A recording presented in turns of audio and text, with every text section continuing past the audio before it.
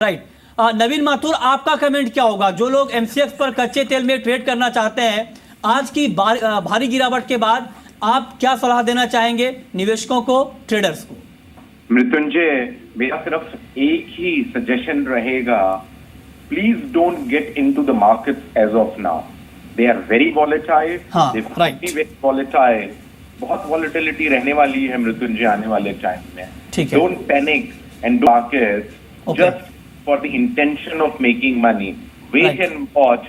Be out of the market for some time until stabilized market नहीं होती है।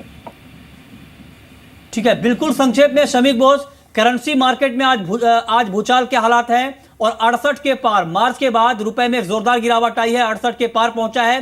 Currency market पर आपका आउटलुक क्या होगा? बिल्कुल संक्षेप में। Short rupee, short pound, buy gold, avoid crude per se. You can short it, short some FTSE stock markets. I think this is a short trade on a daily basis. Especially rupee and pound look vulnerable. Rupee is overvalued, right? And I'm going to look to being along the dollar against rupee and pound and hedge myself by being long gold, but with stop losses here. Okay.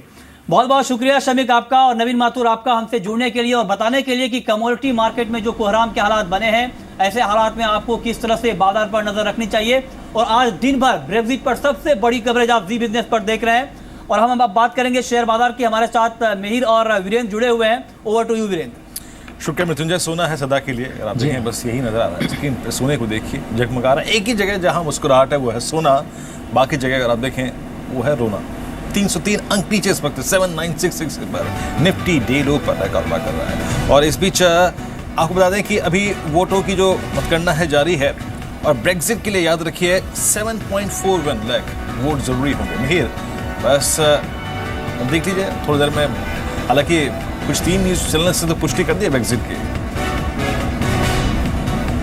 जी हाँ, बिल्कुल। अब see it's a feat accomplished now. अब अभी बस इसके आधिकारिक घोषणा होना बाकी है, लेकिन आई थिंक ये जो वर्स्ट केस सिनारियो था वो मार्केट ने ऑलरेडी प्राइस इन करना शुरू कर दिया है कि अल्टीमेटली ब्रेक्जिट हो रहा है। क्योंकि आप देखिए आउट ऑफ 385 365 काउंटीज़ के नतीजे आ चुके हैं और वो जो नतीजे आए हैं उसमें सारों में जो मेजॉरिटी है वो ब्रेक्जिट के पक्ष में है। तो ऐसा तो है नहीं कि जो बाकी 20-30 काउंटी है उसके रिजल्ट से कोई बहुत बड़ा स्विंग क्रिएट हो जाएगा। और जो मार्जिन है वो भी 5-6% के बीच का लग रहा है, एटलीस्ट अब तक जिस तरह का रुझान है उससे। तो उससे तो सीधा यही इंडिकेट होता है कि ब्रेक्जिट हो रहा है। आई थिंक आज ब्रिटिश गवर्नमेंट, उनके प्रधानमंत्री डेविड कैमरून, उनकी तरफ से जो बयान आएगा वो सबसे अहम होगा कि अब इसके बाद रेफरेंडम के नतीजों के बाद यूके का अगला कदम क्या होगा। वो मार्केट के लिए मेजर ट्रिगर बन सकता है। अगर वो आके ये भी कह देते हैं कि अब हम इस रेफरेंडम को पार्लियामेंट में ले जाएंगे अप्रूवल के लिए, लेकिन इसमें थोड़ा वक्त लगेगा, तो वो भी एक बहुत बड़े सपोर्ट या फिर ब्रीदर के तौर पे काम कर सकता है मार्केट के लिए। सो आई थिंक अब उनकी तरफ से जो बयान आएगा उसे फिलहाल ग्लोबल मार्केट्स सबसे ज़्यादा नज़दीकी से देखेंगे। जी, लेकिन आज एक बार फिर से बाजार ने जब जोरदार गिरावट दर्ज की है, let's hope for the best कि 3:30 तक शायद यही हालात ना हो, लेकिन फिर भी दर्ज तो हो गया आज कि आज सुबह ब्रेक्जिट के बाद बाजार ने क्या किया। और हिस्ट्री में अगर आप देखें, इतिहास में बुरे जो दिन थे, black Friday, black Monday, black Tuesday, black Thursday, इनको देख लेते हैं एग्जैक्टली इतिहास के पन्ने में कैसे दर्ज है। हमारे साथ संदीप है बात करेंगे। संदीप बताइए। शुक्रिया वीरेंद्र। अगर आप देखें आज की जो गिरावट है अंकों के लिहाज से, अगर आप देखें, इनफैक्ट 2008 में ये सिलसिला बना था जब बाजार में बहुत बड़ी गिरावट बनी थी, करीब 500 पॉइंट के आसपास की गिरावट निफ्टी में बनी थी। उस लिहाज से देखें तो अंकों के लिहाज से आज 5वां सबसे बड़ा गिरावट का दिन है। और इससे पहले अगर आप देखें जो बड़ी गिरावट हुई है उसमें 2006 में मई में करीब 250 पॉइंट के आसपास की गिरावट थी। 2007 में अगर आप दिसंबर में देखें तो 270 पॉइंट के आसपास की गिरावट थी। उससे बड़ी गिरावट के दिन हम देख रहे हैं। ये आंकड़ा आप ध्यान में रखिए, 22 जनवरी 2008 को देखिए, करीब 310 पॉइंट के आसपास की गिरावट थी और 303-305 पॉइंट के आसपास की गिरावट ऑलरेडी हम निफ्टी पे देख चुके हैं। तो अगर ये आंकड़ा पार हो जाता है तो जाहिर सी बात है कि अंकों के लिहाज से चौथी सबसे बड़ी गिरावट का दिन होगा। उसके अलावा भी अगर आप देखें तो फरवरी 11 2008 में अगर आप देखें तो 263 पॉइंट के आसपास की गिरावट बाजार में देखने को मिली थी। सबसे बड़ी गिरावट का जो दिन था वो 21 जनवरी 2008 का था, जब करीब 500 पॉइंट के आसपास की गिरावट हमने आती हुई देखी थी, जहां से हमने देखा था उसके बाद से बाजार में एक मंदी की शुरुआत देखने को मिली थी। तो वो एक लेवल था जहां पे हमने देखा था करीब 496 पॉइंट के आसपास की गिरावट आई थी। और उससे पहले 2015 में अगर आप देखिए तो करीब 490 पॉइंट के आसपास की गिरावट बाजार में देखने को मिली थी। आज का जो आंकड़ा है वो करीब 303-305 पॉइंट के आसपास का है और ये जो लेवल है है जनवरी 22 2008 का, अगर इस लेवल को भी पार होता है कि 310 पॉइंट के आसपास की गिरावट होती है, तो अंकों के लिहाज से अगर आप देखें चौथी सबसे बड़ी गिरावट का दिन आज निफ्टी के लिए होगा। तो उस लिहाज से देखा जाए आज तो ब्लैक फ्राइडे है, यही कुछ और आंकड़े हैं जो कि दर्शा रहे हैं जब जब निफ्टी में बड़ी गिरावट का दिन देखने को मिला था। तो आज के लिए पांचवां सबसे बड़ा अंकों के लिहाज से अगर आप देखें निफ्टी में गिरावट का दिन है। अगर 310 अंक हो जाते हैं तो चौथा सबसे बड़ा अंकों के लिहाज से गिरावट का दिन निफ्टी के लिए आज मुमकिन आ जाएगा। बिल्कुल, चलिए शुक्रिया संदीप इस अपडेट के लिए। हमारे साथ अब मिस्टर चंद्रमौली श्रीनिवासन जुड़े हैं, director of finance SKF India के, जो कि जिनका काफ़ी बड़ा कारोबार यूरोपियन यूनियन और यूके में है। Mister Chandramouli, morning to you, though it's not doesn't sound like a great morning, but still, what is your first reaction? Because I don't think anybody was prepared for this. कि UK will vote so decisively in favor of Brexit. There were mixed views, जो कि market से भी लग रहा था, anticipate किसी ने नहीं किया था कि इस तरह से होगा, लेकिन जिस तरह का वोटिंग हुआ है, how concerned are you about your UK and Europe operations? Okay, actually हमारा एसकेएफ इंडिया का डायरेक्टली यूके के साथ मतलब we are not a big exporter from that point of view, we are not directly affected, but what this obviously causes is a great deal of uncertainty in global markets, and उसका असर किस के ऊपर कितना पड़ेगा वो तो अभी we'll have to go forward and see.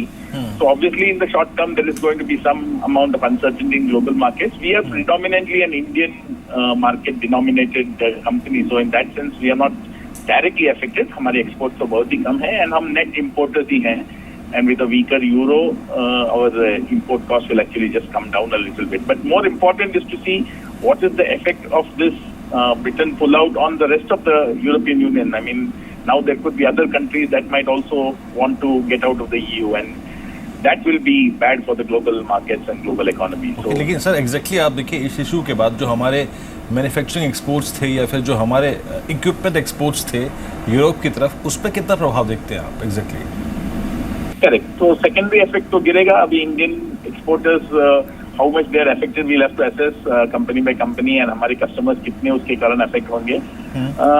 There will be some effect. I am not saying that there will be no effect at all, but मुझे नहीं लगता कि इतना जो ओवर रिएक्शन हुआ है मार्केट में, मेरे ख्याल से market will going forward take it in its stride, and there will be a new way that the world economy will sort of adjust itself to the fact that Britain has pulled out. Well, life will go on. मेरे ख्याल से ये तो अभी knee-jerk reaction है, कुछ दिनों के बाद everybody will assess the situation and things will return back to some sense of sanity. But yes, it's a bad event for global economy कि जो EU का combined union था इतने सालों से, उसका एक बड़ा पावर हाउस उसमें से निकल गया, and therefore I am more worried about the contagion effect on other countries that might want to pull out as well. बिल्कुल, चलिए मिस्टर चंद्रमौली, शुक्रिया हमारे साथ इस बातचीत में शामिल होने के लिए। हमारे साथ अब क्यूमिंस इंडिया लिमिटेड के मिस्टर राजीव बत्रा जुड़े हैं, उनसे बात करते हैं। राजीव जी, मॉर्निंग टू यू, शुक्रिया हमारे साथ इस बातचीत में शामिल होने के लिए। It's a bad news, UK will exit, at least जो वोट है वो तो वैसा ही हुआ है। एज अ कंपनी आप इसे कैसे देख रहे हैं, because you have operations in Europe? हाँ जी, हमारे काफ़ी ऑपरेशंस हैं और हम इंडिया से काफ़ी एक्सपोर्ट भी करते हैं। फर्स्ट ऑफ ऑल ये जो वर्डिक्ट आई है यूके से, ये एक्सपेक्टेड नहीं थी। ये हमें लग रहा था कि वोट ऐसे आएगी कि क्लोज वोटिंग रहेगी लेकिन फेवर में रहेगा रहने की, बट इसमें लग रहा है कि यूके इकोनॉमी में अब फर्क पड़ेगा और उनकी जो रियल एस्टेट प्राइसिंग है, उनके जो कैपिटल इनफ्लोज हैं वो अभी कम हो जाएंगे। जब तक कि नेशन डिसाइड करेगा कि इसका इम्पैक्ट क्या है, माना कि अभी 2 साल हैं उनके पास, बट वो जो unrestricted movement of goods, service, capital जो यूके और ईयू के बीच में था, उसमें तो अनसर्टेनिटी आ गई है। और आप जानते हैं बिजनेस के लिए being definite and not uncertain बहुत जरूरी होता है। इसी माहौल में इन्वेस्टमेंट डिसीजन रुक जाएंगे और सब चौकन्ने हो जाएंगे अभी कि यार होने क्या वाला है। तो उसमें क्या है, ट्रेड कम हो जाएगी, इन्वेस्टमेंट हमें जो आ रही है वो कम हो जाएगी, और एक अनसर्टेनिटी जब आ जाती है, जब तक वो सुलझती नहीं है, वो तब तक नेशन थोड़ा रुक जाता है, थोड़ा फुल स्टॉप लगने का चांस है। हो सकता है कॉमा लगे, हो सकता है फुल स्टॉप लगे, लेकिन this verdict is historic verdict, जहाँ पे ब्रिटिश पॉपुलेशन ये कह रहे हैं व्हेन यू से फुल स्टॉप लगे, आर यू सजेस्टिंग कि जो कंपनीज इस समय यूरोप में या फिर यूके में ऑपरेट करती हैं उन्हें पूरा नए सिरे से they have to go back to drawing board और नए सिरे से सोचना पड़ेगा अपने एक्सपोर्ट मार्केट्स के बारे में, आप अपने यूरोपियन ऑपरेशंस के बारे में? Is that what you are saying? उनका ईयू का सारा बिजनेस खत्म हो जाएगा, पूरा नया टैक्स स्ट्रक्चर लगेगा, जो उनको इनपुट ईयू से आते थे उस पर टैक्सेस लगेंगे, इनकी सेल होगी वो टैक्सेस लगेंगे, तो ये पूरा जो है माहौल ही बदल जाएगा। अभी 2 साल है उसमें, वो 2 साल के अंदर जो भी डेवलपमेंट होंगी उससे तो पूरा माहौल में काफी चेंज आ सकता है। इस समय कहना बहुत मुश्किल है कि क्या इम्पैक्ट आएगा और कितने मैच्योरिटी से इस डिसीजन को आगे इम्प्लीमेंट किया जाएगा, परंतु जो है जो चल रहा था और थोड़ा रिवाइवल आ रहा था उसमें झटका तो जरूर आएगा। मिस्टर बत्रा, बहुत बहुत शुक्रिया आपका इस पूरी बातचीत के लिए, अपनी राय रखने के लिए आज के इस ब्रेक्जिट पर और इशू पर। और इस बीच मार्केट्स ऑलमोस्ट आप देखिए 1 घंटा 1.25 घंटा हो चुका है, लेकिन अब तक एक शब्द का इस्तेमाल जो हम नहीं कर पाए हैं वो है स्टेबिलिटी, नहीं लौटी है मार्केट्स में। Let's hope for the best के अंतिम दौर तक, अंतिम बाजी तक कुछ स्टेबिलिटी लौटी।